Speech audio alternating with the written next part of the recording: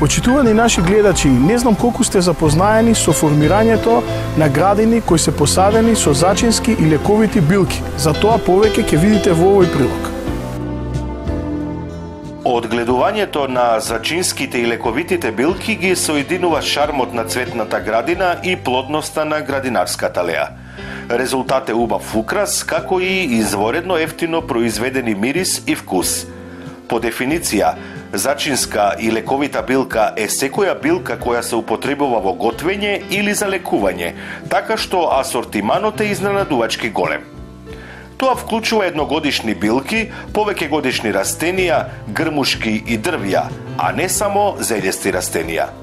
Во минатото, зачинските и лековитите билки се употребувале за зачинување и за чување на храната и како додаток на производството на лекови и козметички производи. Нивната естетска привлечност секогаш била важна, а украсниот квалитет и употребната вредност и денес се еднакво важни.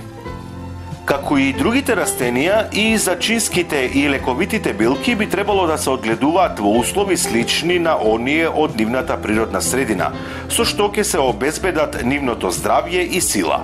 Многу билки потекнуваат од Средоземјето и тие обично повеќе сакаат многу сонце и пропустлива почва. Некои билки поднесуваат влажна положба делумно во сенка, но треба да се погрижите да не бидат премногу влажни или премногу густо засадени во постојана сенка. Повеќето сорти со шарени или со златни лисија растат во прошарана лесна сенка.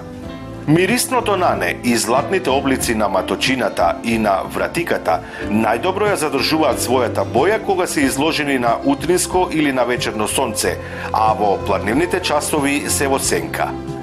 Зачинските и лековитите билки може да се одгледуваат на различни места. Изборот најмногу зависи од сопствените интереси и од примереноста. Одделената и атрактивно дизајнираната зачинска градина представува допадлив детај, но не треба да заземе голем простор. Може да биде предност ако ги имате зачинските билки засадени на мало парче земја или во садови до кои лесно ќе досегнете од кујната. Ако имате доволно простор, корисно е да обликувате посебна зачинска и лековита градина и да ги одгледувате билките заедно заради посилен впечаток, но и за да имате корист од нивниот комбиниран мирис на исто место.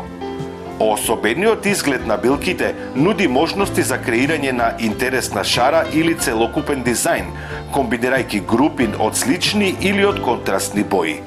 Така, освен што се истакнуваат украсните карактеристики на билките, и берењето е полесно. Традиционално, зачинската градина се оградувала со ниско обликувана жива ограда од шимшир или од лаванда, кои исто така се соодветни. Зачинските и лековитите билки може да се одгледуваат и со други украсни градинарски растенија. Таквиот начин на одгледување е корисен кога нема доволно простор за одделна зачинска и лековита градина или за билки кои се соодветни за садење на рабовите, како црвеното нане и седефот. Видовите со сивкави лисија особено се соодветни за сребренисти рабови или како контраст на билки со сина, пурпурна или розова боја, како пурпурната жалфија. Јасно, архитектурните билки се драгоцени како самостојни жаришни билки или засадени во заднината на лејата. Пополнете го кој било простор во рабовите со живописни едногодишни цвеќиња, например со афион, син бораго или со темнозелен босилек. Садењето ароматични билки на приот кон куќата на патеката или на местото за седење ќе го олесни уживањето во нивниот мирис. Ниските билки како мајчината душица, камилицата и ползечката чубрица соодветни се за садење во каменлива градина или во голем број кога формираат миризлив тепих. Овие и другите билки со поисправен раст, како птичиот лук, прават необична и привлечна граница или патека.